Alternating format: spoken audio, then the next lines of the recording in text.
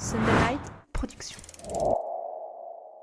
Dans cette nouvelle capsule, nous allons nous intéresser au système digestif du coureur. Alors si vous voulez savoir comment votre digestion influence non seulement vos performances, votre récupération, mais aussi votre bien-être, vous êtes au bon endroit. C'est parti.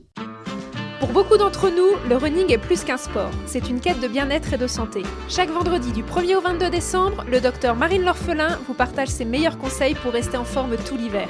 Des stratégies pour renforcer vos défenses immunitaires, optimiser votre système digestif ou encore comprendre l'impact des hormones sur vos performances en course à pied, préparez-vous à mettre votre santé au premier plan. Bonne écoute!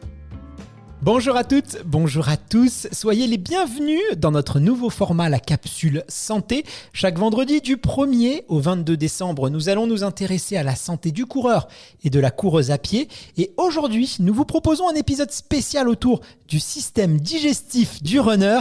Alors sur le papier, on va pas se mentir, c'est pas forcément le sujet le plus glamour, mais vous allez voir qu'une bonne absorption des nutriments est capitale pour nos performances, notre récup, notre confort et notre santé en général, et pour nous aider à nous guider à travers le merveilleux monde du système digestif, j'ai le plaisir d'être accompagné par le docteur Marine L'Orphelin, médecin, autrice du livre En pleine forme, publié aux éditions Marabout, et marathonienne, coureuse, sportive, passionnée. Salut Marine, comment est-ce que tu vas aujourd'hui ? Salut Guillaume, bonjour à tous ceux qui nous écoutent. Ça va bien, j'ai hâte de prendre un peu de vacances et de faire un peu moins de course à pied, de faire un peu plus de snow. De snow ? Ouais, de snowboard. Ah, toi, t'es une amoureuse des sports d'hiver. Eh ben, écoute, on va bientôt arriver sur les vacances de Noël. J'imagine que tu vas couper un petit peu pendant une semaine, non ? C'est ça. Ah, c'est bientôt Noël, les gars. J'espère que voilà, le Père Noël va être généreux avec nous tous. Moi, c'est une des fêtes que j'apprécie le plus. Ah, c'est bientôt Noël. Là, tu vois, ça met de bonne bien. humeur. Ouais, les sapins de d'accord. Noël, les couleurs et tout ça, c'est quand même une période très, très agréable. Alors, Marine, aujourd'hui, on va parler du système digestif des coureurs à pied. C'est un vrai sujet. C'est vrai qu'on parle beaucoup du système digestif par rapport aux troubles, parce que, et on va en parler aussi dans cet épisode, c'est un sujet courant, mais on va voir que il n'y a pas que l'axe négatif, il n'y a pas que les problèmes gastriques en courant, on va voir qu'il y a quand même un coureur a tout intérêt à avoir un bon système digestif et que notre pratique peut influencer. Donc on va essayer de traiter ce sujet dans son ensemble et pas se limiter aux troubles. Et justement, pour poser un peu les bases de notre échange, j'aime bien faire ça, ça permet de commencer avec les bonnes informations. Est-ce que tu peux nous aider à définir ce qu'est le système digestif, parce qu'il y a quand même plein de choses qui entrent dans ce processus-là et on n'en a pas forcément conscience. Le système digestif, c'est une très très belle machine qui fonctionne de manière inconsciente et je trouve ça assez fascinant. Il se compose en fait de plein d'étapes différentes et de plein d'organes aussi. Donc il commence à la bouche et il va jusqu'à l'anus. Donc on est quand même sur un... De haut en bas, on va dire. Voilà, de haut en bas. Avec la bouche, l'œsophage qui emmène les aliments jusque dans l'estomac, l'intestin, le côlon et enfin l'anus pour éliminer. Et il y a plein d'autres organes qui participent donc à ce système digestif, les glandes salivaires, le pancréas et le foie. Et on va détailler un petit peu après comment et pourquoi. Tu l'as dit, pour les coureurs, le système digestif a une très grande importance. Déjà parce que la nutrition a un impact majeur sur la performance et d'une manière générale sur la santé de chacun. La bonne digestion est essentielle pour bien absorber les nutriments et donc avoir tout ce qu'il nous faut en termes de macronutriments, donc ceux qui vont donner de l'énergie, et en termes de micronutriments, les vitamines, les petits oligo-éléments qui font fonctionner toute la machine. Et enfin, de connaître son système digestif permet quand même d'éviter les perturbations qui peuvent arriver pendant la course à pied, donc des nausées, des diarrhées, et qui peuvent donc des maux de ventre, être très inconfortables. Qui est une horreur pour beaucoup de coureurs, on va le voir tout à l'heure. Alors c'est vrai que dans les précédentes capsules, on a vu l'importance de la nutrition dans notre santé mentale, on l'a vu aussi dans tout ce qui est hormonal, et donc c'est revenu quasiment à chaque fois. Effectivement, si on veut aussi bien assimiler les nutriments, si on veut bien digérer un peu toute cette énergie qu'on va avoir, là c'est le système digestif qui rentre en jeu. Donc on se rend compte que c'est extrêmement important et on n'a pas forcément conscience de tout ce qui se passe à partir du moment où on va manger un nutriment et qui va être digéré, assimilé par le corps. C'est une formidable machine qui va se mettre en marche, des prouesses technologiques, moi j'aime bien souvent dire. C'est d'ailleurs une grande partie de notre capacité cérébrale est mise c'est pas pour la mémoire, hein, c'est vraiment pour digérer, c'est ce qui demande le plus d'énergie à notre cerveau. Hein, c'est comme ça, un bon système digestif, c'est vraiment l'intelligence du corps humain.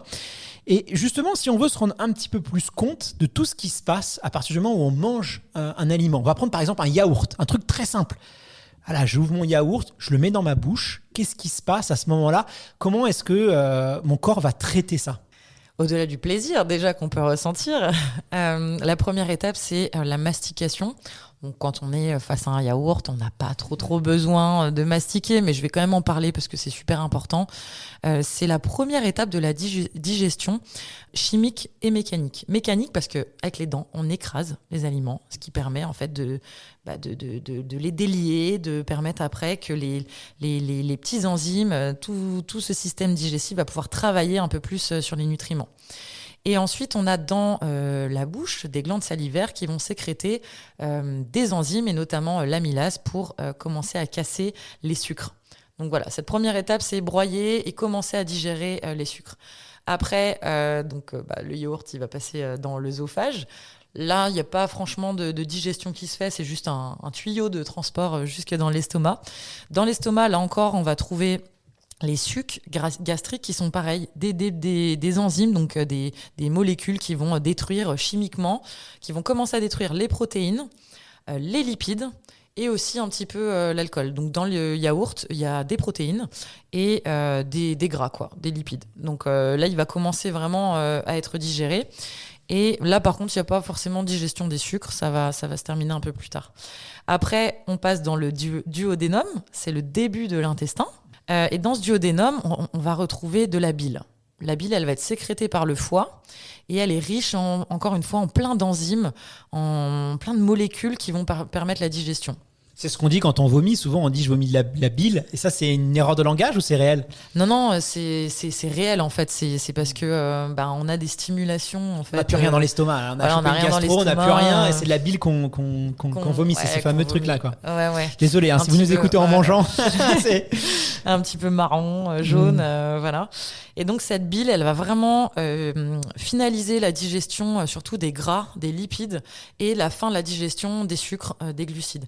Et donc, à ce moment-là, en fait, là, dans le début de l'intestin, on a vraiment tous les nutriments, en fait, qui sont cassés, en fait, qui sont disponibles et qui vont donc être absorbés dans l'intestin pour passer après dans le sang. Et voilà, je trouve que c'est c'est fascinant. C'est fascinant. Après, il y a plein de mécanismes hyper compliqués sur comment ils sont absorbés, etc. Mais on va pas rentrer dans les détails. Après, du coup, en fait, ce qui reste, les déchets, ce qui va pas être absorbé, donc ça va être surtout les fibres.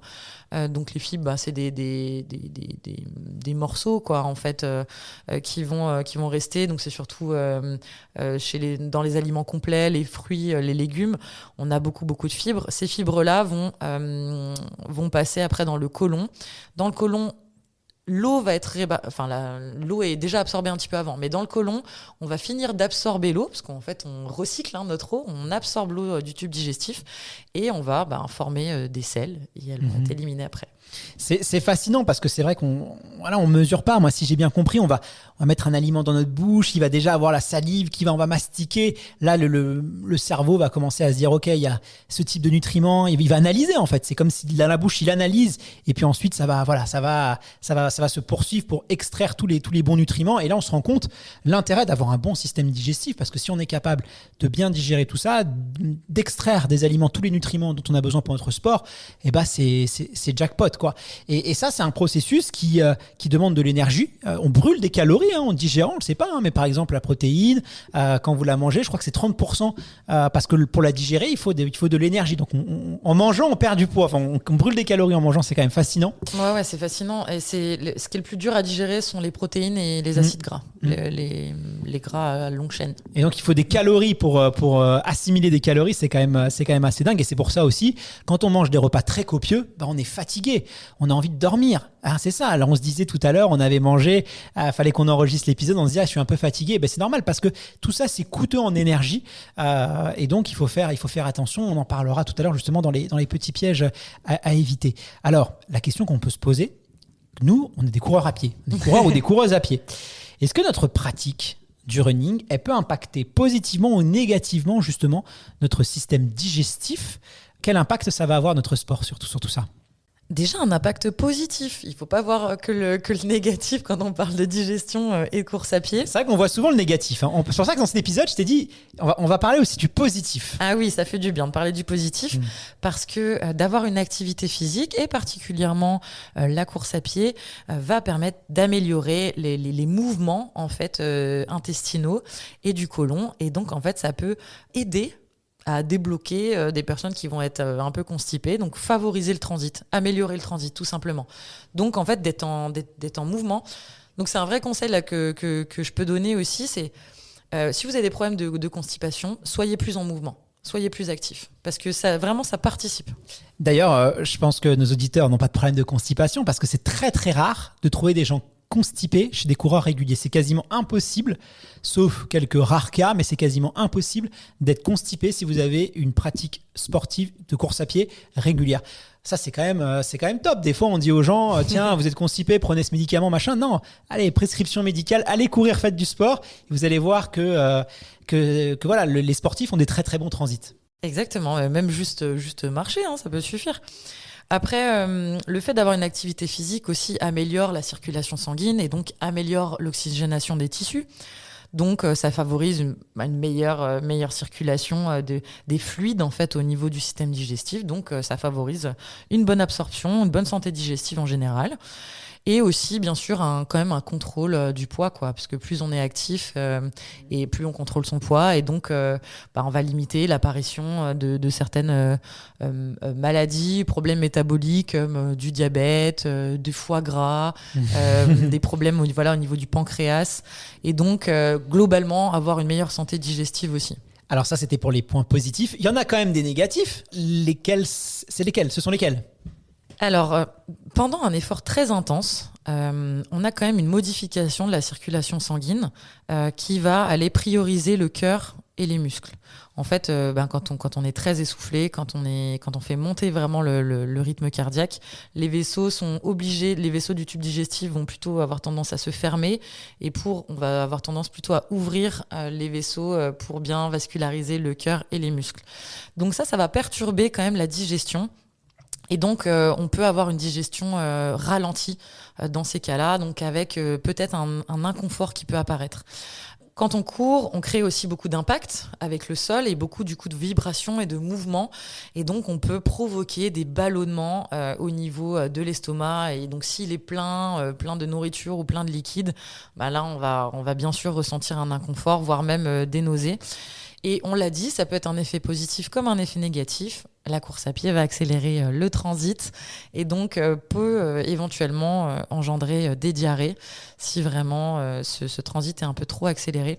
Donc voilà, il faut essayer de trouver en fait le juste équilibre entre s'alimenter suffisamment pour être bien nourri, avoir de l'énergie et donc performer, et en même temps trouver la bonne dose d'aliments et les bons aliments qu'on arrive bien à digérer pour éviter aussi ces troubles digestifs. Justement, il y a quand même une chose qui est assez étonnante et beaucoup de coureurs connaissent, c'est que la course à pied, elle peut quand même soit couper l'appétit, tu vois, chez certains coureurs, et chez d'autres, ça va l'ouvrir. Il y en a, après une séance, ils n'ont pas du tout faim.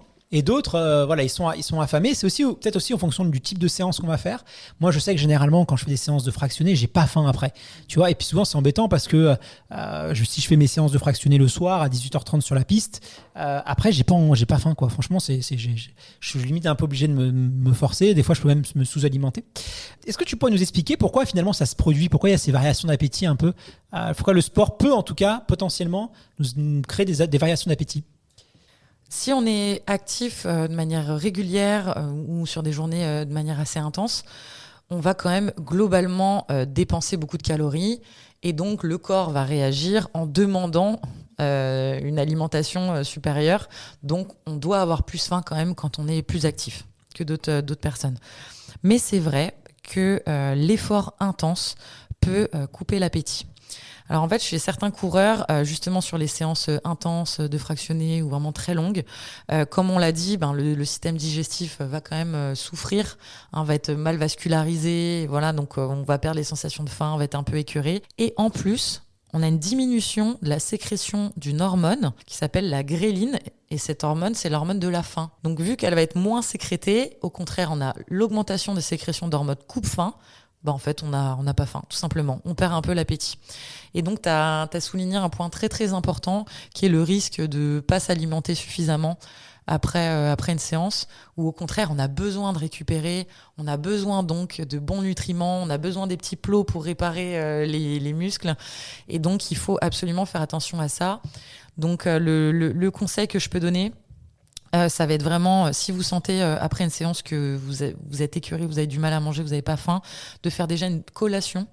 Une petite collation, ça peut être liquide déjà, parce que souvent les liquides, ça passe mieux quand même.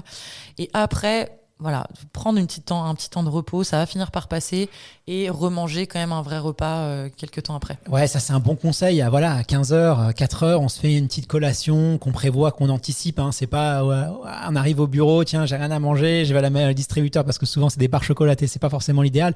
Mais des petits fruits secs, des fruits à coque, voilà, ça c'est très très bon, et ça permet justement, voilà, comme ça d'avoir de fragmenter un petit peu notre repas. Mais il faut manger, parce que voilà, on a cassé du muscle. Généralement, c'est une séance de fractionné, et l'alimentation, ça fait partie quand même du processus de récupération, hydratation, nutrition, sommeil, c'est les piliers. Donc des fois, il faut pouvoir, je peux dire se forcer, mais être vigilant par rapport à ça. Alors, on a compris le principe du système digestif, qu'est-ce qui se met en marche quand on mange. La question qu'on peut se poser, c'est comment est-ce qu'on peut l'améliorer. Si vraiment je veux un super système digestif, je veux que tous les aliments que je vais manger soient traités de la meilleure manière possible, rapidement, efficacement, pour pas dépenser trop d'énergie, pour pas fatiguer mon corps. Est-ce que je peux mettre en place certaines choses, certaines routines pour favoriser un bon système digestif ? Alors, pour avoir un bon système digestif, déjà, on va essayer de l'aider dans la digestion. Donc, l'étape la plus importante sur laquelle on peut jouer, nous, en fait, on a du pouvoir, c'est de bien mâcher, de bien mastiquer les aliments avant leur entrée dans l'estomac. Donc déjà, c'est prendre le temps, en fait, tout simplement, de manger à table et d'être conscient qu'on mange. Éviter, bien sûr, les repas trop copieux. Parce que on l'a dit, en fait, digérer des viandes, donc surtout des protéines, avoir des repas trop riches en gras, avec beaucoup de fromage, avec beaucoup d'huile, du coup ça apporte des lipides et c'est particulièrement difficile à digérer. Alors c'est embêtant parce que les prépas, alors le marathon de Paris, là, pour celles et ceux qui vont faire le marathon de Paris, c'est les prépas, c'est de janvier à avril, donc t'es en pleine pendant la saison des raclettes. Ça nous arrange pas là, ce que tu nous dis, Marine. Non, mais je vous dis ça au quotidien. Bon, après, c'est une de temps en temps, et puis faites-vous plaisir avec une raclette de temps en temps. Et pas de séance de fractionné. Par exemple, si on mange une raclette d'ailleurs le soir, c'est le meilleur moment, je sais pas, mais pas de séance de fractionné. Le jour de la raclette, on le fait quand on est en repos. On a des journées de repos. Au moins le corps a pas été fatigué par la séance, et donc il aura l'énergie pour manger la raclette. Même si le repos, du coup, on va aussi un peu fatiguer. Donc voilà, mais c'est quand même mieux de pas additionner les charges. On prend 2 jours de repos et on peut se faire sa petite raclette. On estime qu'un repas est digéré en à peu près 2-3 heures. Donc ça dépend de si c'est des légumes, de la consistance du repas. Et pour une collation, on dit 30 à 60 minutes pour un petit goûter. Donc après, il y a plusieurs stratégies, en fait. Éviter les repas trop copieux, on l'a dit, mais on peut aussi, par exemple, fractionner un petit peu son alimentation, se dire que on mange moins pendant les repas, mais par contre, on se fait un goûter, une petite collation dans la matinée, fin de matinée, une petite collation dans l'après-midi. Ça, c'est possible aussi, en fait. Ça permet d'avoir une digestion un peu plus rapide et peut-être de pouvoir enchaîner plus rapidement une séance de sport derrière. Alors justement, là, dans quelques jours, on va fêter Noël. Après, il y a la nouvelle année. Généralement, c'est des repas un peu riches, un peu gras. Tiens, on a mangé gracieusement, on va dire. On a le bidon un peu tout plein. On se dit, voilà, on va tous connaître ça, plus ou moins. C'est ce moment-là. Qu'est-ce qu'on peut faire ? Tu vois, il y a la citrate de bétaïne, je sais pas si tu connais, qui a été sortie. Moi, je suis assez friand de ce genre de choses. Tu sais, c'est comme les petits vieux. Là, dès que j'ai trop mangé, je prends ma petite citrate de bétaïne. Oui, non, mais ça marche. Est-ce que c'est efficace ? T'as des conseils à donner ? Est-ce qu'il y a certains, je sais pas, des jus de citron ? Est-ce que des remèdes de grand-mère ? Qu'est-ce qu'on doit faire concrètement ? Tiens, je sors mon repas de Noël, je suis plein comme un œuf. Qu'est-ce que je fais ? Pourquoi pas ? Ces remèdes de grand-mère, le citrate de bétaïne, ça marche. Après, prendre des compléments pour favoriser la digestion, le transport de la bile et tout. Normalement, franchement, il n'y a pas besoin. C'est du repos, quoi. Le meilleur conseil que je peux vous donner, c'est de bouger. Parce que c'est ce qui va vous permettre encore une fois de. Une petite balade digestive stimuler, alors. Voilà, la balade digestive. Mais on n'en parle pas assez, ça. Mais c'est un réflexe, mais c'est un très très bon réflexe. Ça. Même le taux du sucre dans le sang, on l'a fait. La balade digestive, c'est réel. Il y a un vrai impact, quoi. Un vrai impact positif sur votre transit, sur la glycémie, tout ça. Donc voilà, faites-le. Non, en fait, le problème qui se pose pendant les fêtes, c'est que on va boire de l'alcool, on va manger copieusement, on va accumuler en fait, on va dire un peu tous les drapeaux rouges de la nutrition. Alors voilà, essayez de temps en temps de faire une journée, un repas sans alcool. On peut éviter les bulles. Les bulles, ça fait un peu gonfler, voilà. Non, mais m'arrêter là. C'est déjà pas mal. Donc voilà, la citrate c'est pas miraculeux la citrate de bétaïne, mais ça peut avoir son petit effet. Le meilleur quand même, c'est une petite balade digestive. Ça, on le sait juste après avoir mangé. Voilà, si on a un chien, on va le promener. Voilà, ça c'est quand même efficace. On essaie de rester un petit peu en mouvement. Et puis après, on va se reposer. On pense surtout à bien s'hydrater, à bien boire. Pas trop d'alcool, buvez de l'eau. Voilà. Mais si on a bu quelques verres de vin, un peu de champagne, voilà, on dit souvent, moi c'est ce que je coutume à dire, c'est que un verre de vin, c'est 2 à 3 verres d'eau à côté, minimum. Hydratez-vous beaucoup parce que sinon le soir vous allez être déshydraté. Notamment quand on a bu de l'alcool, si on n'a pas bu d'eau, on se lève en pleine nuit, on est assoiffé. Donc voilà, on pense à chaque verre de vin de bien complémenter avec de l'eau. Et puis quand on va se coucher, une petite bouteille d'eau à côté de nous, au cas où. Et pas d'alcool tous les jours. Non, normalement, on a des sportifs normalement. Quoique des fois il y en a qui sont un petit peu plus. Ça laisse un petit peu plus. En tout cas, dans ton livre, justement, tu donnes pas mal de conseils. Et moi, ce que j'aime bien, c'est que voilà, tu remets un peu l'église au milieu du village. Manger, c'est la vie. Parce que c'est vrai qu'on a tendance un petit peu à diaboliser le sucre et le gras. Et c'est normal parce qu'on en mange trop. Ça, c'est vrai. Mais le sucre et le gras, c'est la vie. C'est pour ça aussi que notre corps il est attiré par ça. Parce que sans ces nutriments, en fait, on pourrait tout simplement pas vivre.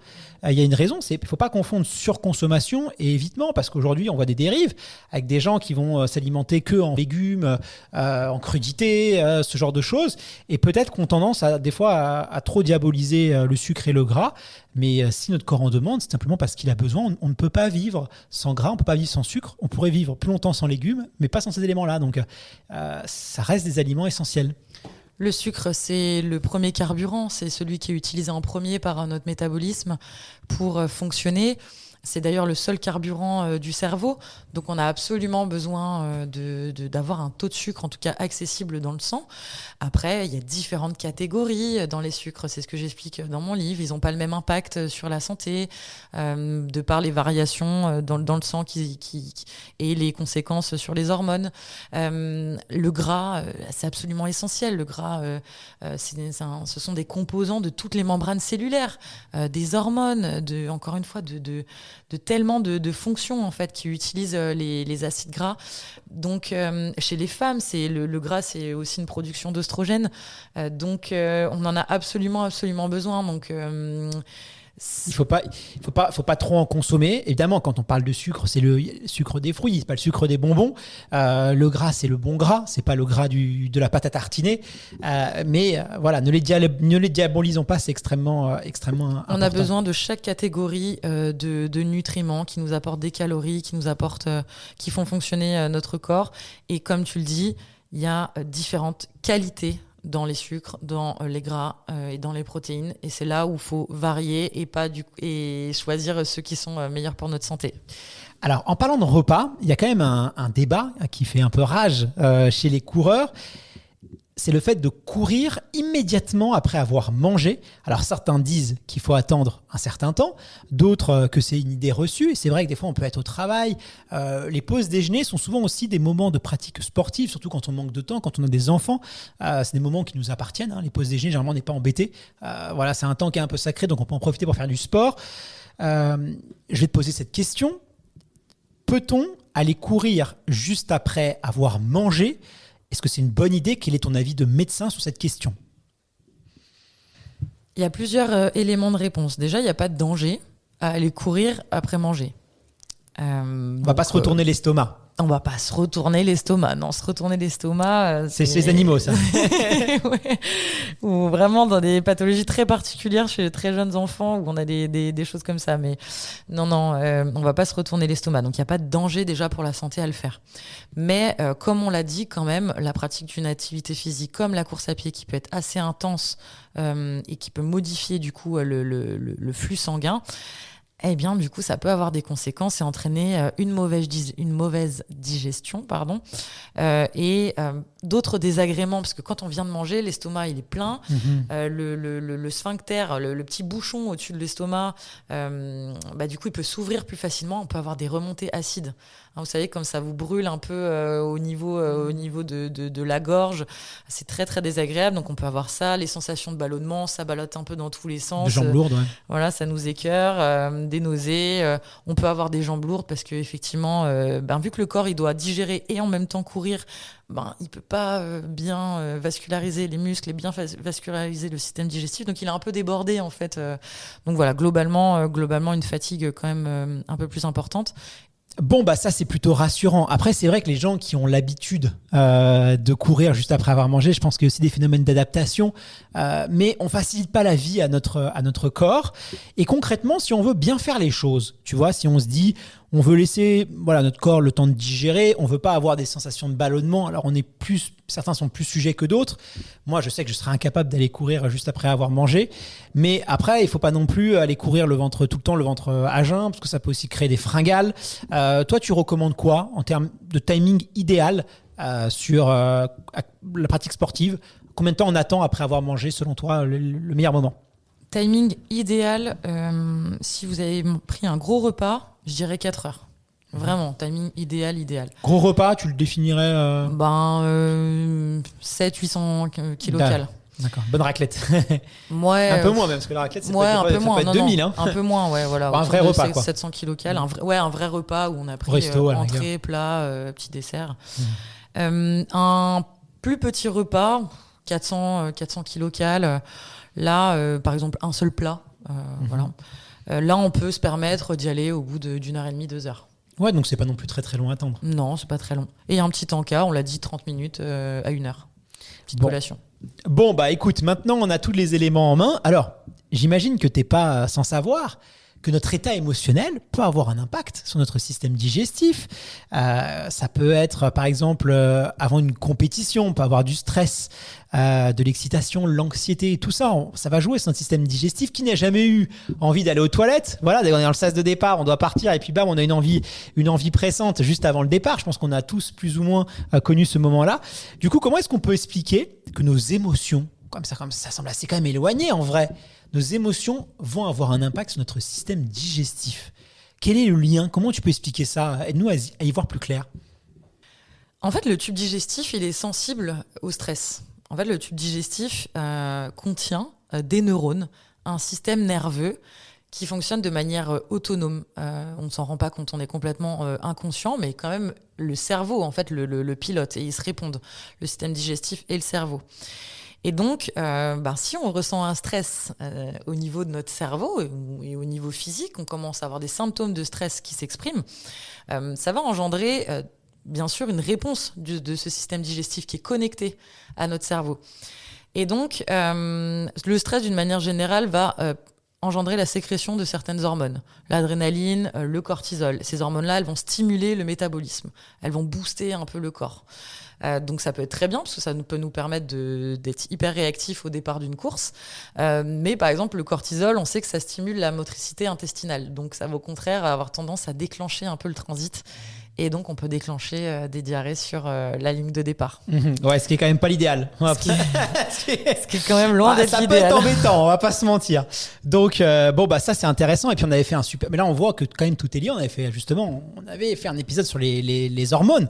Là, on est en plein dedans. Et donc, on va voir aussi qu'on peut jouer, justement, limiter aussi ces effets un petit peu délétères. Alors, là, on va ouvrir le sujet, finalement, des troubles digestifs. qui est un vrai dossier. On estime que 30 à 50% des coureurs à pied souffrent de troubles digestifs. C'est la plus grosse cause d'abandon sur les marathons ou même sur les trails. C'est les problèmes digestifs. Donc c'est un vrai sujet. Est-ce que tu peux nous expliquer pourquoi finalement les coureurs à pied sont plus sujets, et surtout les coureurs qui font du long, qui font de l'endurance, sont plus propices à déclencher des troubles digestifs? Alors, on a déjà un petit peu parlé, mais il y a quand même déjà ce stress pré-compétitif, on va dire. Avec des troubles de transit qui peuvent déjà démarrer dès le début de la course. Parce que quand on se lance sur une grosse course, un marathon ou un trail, ou voilà, on est quand même très très stressé. Si on a aussi des sensibilités particulières à des types d'aliments qui peuvent être divers et variés, mais on n'est pas tous égaux en fait face à ça, quoi, sur les troubles digestifs. Donc on peut avoir des intolérances à certains produits, des intolérances à des produits laitiers. On peut certaines personnes prendre vraiment beaucoup de temps à digérer les gras, les lipides. Si on n'a pas aussi bien adapté son alimentation avant la course, ça c'est hyper important d'avoir une alimentation bien adaptée à notre effort avant la course. Donc ça va être consommé quand même suffisamment de sucre pour avoir des réserves d'énergie, avoir une alimentation équilibrée avant. Mais on dit quand même 2 jours avant à peu près, enfin ça dépend des compétitions, mais 24-48 heures avant, essayer de limiter les fibres par exemple, parce qu'on sait que les fibres augmentent le transit. Donc ça va être important de bien contrôler cette alimentation avant et pendant les trails. Il faut s'alimenter, on a besoin d'énergie, donc ils vont consommer, vous le savez mieux que moi, mais les gels, les bars, tous ces aliments là, et donc il faut s'entraîner à consommer en fait ces produits pendant l'activité sportive, pendant la course, pour habituer son tube digestif à être quand même actif pendant qu'on court. Ça qui est un peu technique, et au début, quand on commence la course à pied, on n'a pas l'habitude de manger pendant qu'on court. Et c'est un véritable entraînement. Ça s'entraîne, ouais. Le tube digestif s'entraîne, quoi. Il faut le préparer à l'entraînement. Exactement. Et enfin, le dernier élément, c'est des problèmes d'hydratation. Donc soit on s'est trop hydraté avec de l'eau et on a oublié d'apporter du sel, et donc on peut rentrer dans un peu d'une hyponatrémie, et en fait on manque de sel, et ce qui peut engendrer des nausées, des sensations de malaise très désagréables, ou au contraire parfois on prend aussi un peu trop certains produits, trop de sucre, trop de sel, et on est à l'inverse. Ouais, c'est le bon dosage, et puis s'entraîner aussi. Si vous faites un marathon et vous manquez d'entraînement, vous avez très peu couru, évidemment, vous risquez aussi d'avoir des problèmes digestifs. Ça passe aussi par votre capacité à faire des sorties longues, à habituer en fait votre corps à l'effort. Hein. Ça, c'est la base de tout. Hein. Je pense que c'est vraiment la base. Moi, là, pendant mon marathon, par exemple, je me suis fait surprendre. C'est la première fois de ma carrière entre guillemets de coureuse. Où j'ai eu des nausées, mais à presque à me faire abandonner, tellement c'était insupportable. Et ça m'était jamais arrivé. Ouais, mais ça c'est intéressant, parce que évidemment tous les coureurs qui font du 10 km, du 5 km, des petits trails et qui sont pas habitués au long, des fois on se dit c'est un sujet qui nous concerne pas. Exactement. Parce qu'on se renseigne pas si on n'a jamais été confronté au problème, mais en fait on est tous concernés par ça. Tant que vous n'avez pas fait de marathon, vous n'avez pas fait de distance plus longue, ne mettez pas ce sujet de côté, quoi. Exactement. Et moi, je pense que j'ai été trop confiante sur les gels, que finalement j'avais testé qu'une seule fois. Grave erreur. Là, t'écoutes pas assez dans la tête d'un coureur, Marine, parce que ça, tu n'aurais pas fait cette erreur. Mais c'est ça le pire, c'est que je le savais en plus. Mais je me suis dit, quand même, sur un marathon, c'est pas si long. Bah si, en fait, c'est du long. Le problème, c'est que le trail et l'explosion de l'ultra-distance fait qu'aujourd'hui, on a l'impression qu'un marathon, c'est rien du tout. Mais non, parce qu'il y a une intensité aussi qui est hyper importante. Donc le marathon reste une épreuve extrême. Attention, c'est pas parce que c'est plus long. Vous pouvez courir à 5 km/h, faire 200 km. Courir à 10, 15, 20 km/h sur un marathon, c'est rapide. Complètement, je pourrais pas dire mieux. Donc j'ai appris d'expérience que même la course à pied, même quand on n'est pas dans l'ultra, qu'on est sur une distance de semi-marathon ou de marathon, on est déjà dans du long. Il faut déjà s'habituer à nos apports, à se ravitailler, à nos bons apports alimentaires, notre bonne hydratation, et mettre en place les stratégies alimentaires qui fonctionnent pour nous. Et c'est quand même assez propre à chacun. Et puis bien sûr, après, il y a toute l'alimentation pendant la prépa, tout ce genre de choses. Mais c'est pas une fatalité. Voilà, je tiens quand même à rassurer nos auditeurs, auditrices qui ont peut-être déjà vécu ça. C'est tellement traumatisant aussi que des fois, on peut avoir tendance que c'est une fatalité, mais ça ne l'est pas. Il y a toujours des bons réglages à faire et apprendre à se connaître. Alors, Marine, on a parlé du système digestif, mais on oublie parfois, quand on évoque le système digestif, de parler de la récupération. Parce qu'on le sait, quand on a fait une séance de fractionné, quand on a fait une sortie longue, quand on a fait une compétition, notre corps, il a besoin de récupérer. Et l'une des parties essentielles de cette récupération, ça concerne aussi, on l'oublie trop souvent, mais ça concerne aussi notre système digestif. Est-ce que tu peux nous expliquer pourquoi la phase de récupération elle est aussi importante pour notre système digestif? Il ne faut pas l'oublier. Et quelles sont selon toi les meilleures pratiques à suivre pour favoriser une bonne récupération digestive, entre guillemets? Alors, il va être absolument essentiel pour la bonne récupération physique et notamment musculaire d'apporter les bons nutriments après votre effort. Et les nutriments les plus importants, ce sont les protéines et les glucides. Les protéines pour réparer les muscles qui ont été abîmés par la pratique et les sucres pour refaire les stocks de glycogène, donc de sucre qui va être stocké dans ces muscles-là. Donc, le meilleur réflexe, en fait, c'est si vous avez de l'appétit, faire un bon repas équilibré après votre séance, évidemment. On disait quand même qu'il y avait une fenêtre métabolique. Ouais. Bon, il y a aussi un délire autour de ça. Ouais, franchement, c'est pas du tout prouvé. Tout le monde se contredit là-dessus. La fenêtre métabolique, c'est pas vrai. En fait, le corps absorbe les nutriments et va se reconstruire pendant plusieurs heures, voire plusieurs jours en fonction de l'effort. C'est quelque chose qui vient du monde du fitness, parce qu'on sait l'économie du fitness dépend beaucoup de la nutrition. Et donc, si on peut vendre une petite barre qui va bien et dire qu'il faut la manger, et puis les gens adorent ça. Ils adorent quand on leur dit qu'il faut manger à 32 minutes 50, il faut avoir un cœur qui bat à 150, c'est les BPM aussi en course à pied. On a beaucoup les gens qui sont obsédés par le rythme cardiaque. Et en fait, c'est des consignes très... les gens, ce qu'ils veulent, c'est qu'on leur dit il faut que tu fasses ça à telle heure, que tu manges telle chose, il faut que ton cœur il batte à telle vitesse. Plus c'est rigide, plus les gens, ça les rassure en fait. Et c'est pour ça que ça... Alors c'est pas... Attention, ça peut avoir de l'intérêt, mais c'est juste que la science a quand même... c'est pas si flagrant que ça. Donc pas de stress sur cette fenêtre métabolique, anabolique. Juste un bon repas équilibré en insistant quand même sur une bonne part de protéines, une bonne part de glucides. Bien évidemment, vous hydratez suffisamment, parce que si vous n'êtes pas hydraté beaucoup pendant la séance, il faut quand même bien le faire après. Si jamais vous n'avez pas d'appétit, par contre, la collation, vraiment, la petite collation tout de suite, un yaourt, ça passe bien, c'est frais, c'est bien accepté par l'estomac. Ouais, des noix de cajou, compote, voilà. des petites, des petites noix, pourquoi pas, des fruits secs, exactement. Et après, derrière, quand même, vous faire le repas, donc ne pas sauter de repas idéalement, parce que sinon vous allez encore puiser dans les réserves pour réparer, et puis vous allez vous affaiblir.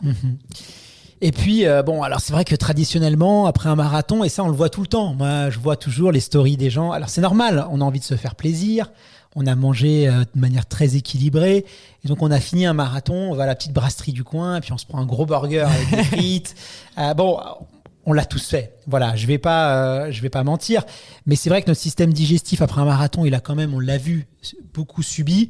Le corps, on a cassé énormément de muscles. Quand on a fait un marathon et qu'on a donné le meilleur de soi-même, attention, c'est quand même, le corps a besoin de récupérer. C'est vrai que tout de suite après manger un repas très lourd, un burger, des pizzas, ce genre de choses, c'est pas forcément l'idéal. Voilà. C'est pas l'idéal parce que trop lourd, comme tu le dis, donc difficile à digérer, donc digestion longue, ralentie, qui peut nous fatiguer aussi en plus de la fatigue physique de l'effort. Ce sont aussi souvent des produits avec ce qu'on appelle un peu des calories vides, c'est-à-dire qu'on a des calories, des sauces, ketchup. Voilà, mais ça manque de nutriments, de micronutriments, de vitamines, de minéraux, et ça on a besoin pour réparer aussi ce corps qui a été abîmé. Et puis la légende qui dit qu'une bière est bonne pour la récupération, c'est complètement faux. Ah mince alors, la petite pression après mon marathon, c'est pas bon pour la récup. C'est bon pour votre plaisir et peut-être votre morale, mais non, c'est pas bon pour la récupération, ça c'est pas vrai. Quoi qu'il arrive, l'alcool déshydrate, donc vous allez aggraver un peu. À la rigueur, une bière sans alcool. Une bière sans alcool, pourquoi pas. C'est pas sympa, une bière sans alcool. Ça a moins d'intérêt. Bon, grosso modo, allez, voilà, bon, on va pas vous juger. Hein. Nous, on est là pour donner les meilleurs. Vous en faites ce que vous en voulez. Hein, exactement. Voilà. Mais globalement, après votre marathon, si vous pouvez manger quand même un repas plutôt, avec des oméga 3, un bon poisson, une bonne viande blanche, des légumes, une source de féculents. Pommes de terre. Et puis de l'eau avec, un petit peu. Pommes de terre, c'est parfait. Et puis le lendemain, après une bonne nuit de sommeil, quand vous avez bien récupéré, là vous pouvez vous faire plaisir. Faut pas hésiter. Ça c'est le côté parfait un petit peu. Marine, ça a été un épisode passionnant. Quels sont selon toi les éléments clés à retenir de notre échange si on veut vraiment booster son système digestif, pas faire d'erreurs, avoir un système top qui permet de bien assimiler les nutriments, de digérer rapidement, efficacement, pas avoir de maux de ventre quand on court. Les éléments clés à retenir de cet épisode si on veut mettre tout ça en place. Déjà, prendre soin de son système digestif, c'est l'aider à bien digérer, donc bien mastiquer, avoir une petite marche postprandiale pour stimuler la motricité digestive.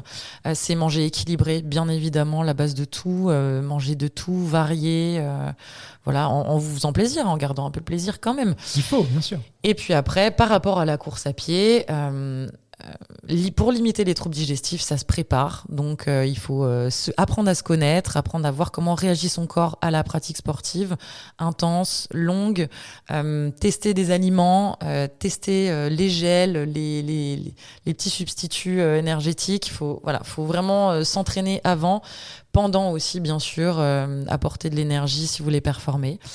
Et après, derrière, récupérer avec un bon repas et un bon sommeil. Bon, maintenant, toutes les cartes sont dans vos mains. À vous de jouer. Marine, merci beaucoup. Ça a été un épisode passionnant. Alors, dans quelques jours, là, c'est Noël. Peut-être qu'il vous manque le cadeau pour Tata Suzanne ou tonton Jean-Philippe. Et un petit cadeau de dernière minute. Parce que là, où on rediffuse cet épisode, on est le 22 décembre. Donc, il y a toujours les petits cadeaux de dernière minute. En pleine forme, ton livre, je le rappelle, super idée cadeau. Si on veut motiver comme ça, même les gens qui ne sont pas du tout sportifs et qui ne font pas forcément attention à eux, c'est accessible à tout le monde. Même ceux qui sont un peu plus expérimentés. Il y a plein de thématiques. Je le recommande vraiment. C'est un excellent idée cadeau. C'est un livre vraiment pour prendre soin de soi, de son corps et de sa tête. Exactement, en pleine forme, paru aux éditions Marabout. Merci beaucoup, c'était un plaisir d'enregistrer cette capsule avec toi. Plaisir et puis, partagé. on va aller se reposer un petit peu, on va prendre quelques jours de vacances. J'en profite pour souhaiter un merveilleux et de très belles fêtes de fin d'année à tous nos auditeurs et auditrices. Prenez soin de vous, profitez de vos proches, prenez du temps pour vous, faites-vous plaisir, passez de bons moments et puis on se retrouve en 2024. Joyeuses fêtes de fin d'année, à très bientôt. Salut Marine. Salut.